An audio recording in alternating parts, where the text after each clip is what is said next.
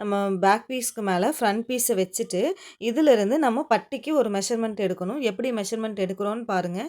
Back பீஸ்லேருந்து front piece போக balance இருக்கிற part இருக்கு இல்லைங்களா, அந்த பார்ட்டை வந்து நீங்கள் அளந்துக்கோங்க. இப்போ பாருங்கள், இங்கேருந்து இங்கே 2.25 இன்ச் இருக்குது. அதே மாதிரி ஃப்ரண்ட்டில் பாருங்கள் அங்கே எவ்வளோ வருதுன்னு சொல்லிட்டு இந்த இடத்துல இருந்து நீங்கள் இங்கே டேப்பை வச்சு பாருங்கள் 3.25 இன்ச் இருக்குது. ஸோ இந்த 3.25 இன்ச்சையும் 2.25 இன்ச்சையும் வச்சு தான் நம்ம பட்டி கட் பண்ண போகிறோம். அது எப்படி கட் பண்ணுறேன்னு சொல்லிட்டு பொறுமையாக பாருங்கள். இப்போ இங்கே ஸ்ட்ரைட் பண்ணுறதுக்காக ஃபஸ்ட்டு ஒரு லைன் போட்டுக்கலாம்.